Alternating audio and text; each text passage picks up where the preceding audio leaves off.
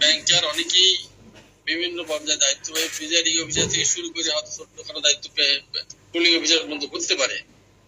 তার সে ব্যবসায় তাদেরকে ভোট দেওয়া ইনশিওর করিয়া যদি দায়িত্ব পালন করতে পারে তাহলে মনে হয় কি করা যায়, সে মাসুদ ভাই যদি জবাব দেন। আমি খুবই সংক্ষেপে কয়েকটি বিষয় একটু আপনাদের সামনে তুলে ধরার চেষ্টা করব। যদি আল্লাহ তাআলা পছন্দ করেন তাহলে হয়তো আপনাদের কাজে লাগতে পারে এবং দুনিয়ার কল্যাণ পরকাল মুক্তির জন্য যেন আল্লাহ সুবহানাহু ওয়া তাআলা এটা কবুল মঞ্জুর করেন। আমরা সবাই বলি আমিন। এলাকা ভেদে সংশ্লিষ্ট দায়িত্বশীলদের সাথে পরামর্শ করে ওনার ওখানে ইম্পর্টেন্সটা কোনটায়, যদি ওখানে ভিতরে থেকে উনি ভালো সাপোর্ট দিতে পারে তাহলে উনি দায়িত্ব নেবেন।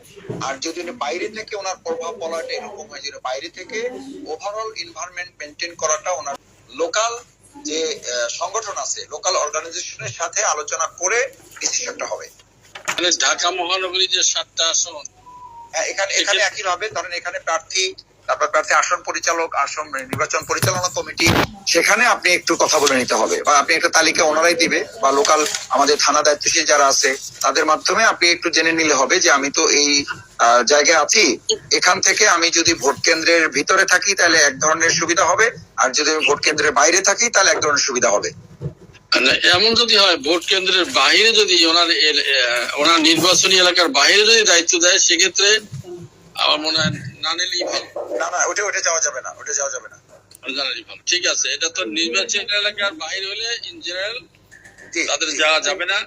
নির্বাচনী এলাকার মধ্যে হইলে সেক্ষেত্রে আমরা নির্বাচন পরিচালকের সাথে একটু আলোচনা করে ঠিক আছে, ইনশাল্লাহ 1 নাম্বার গেল। আর দ্বিতীয়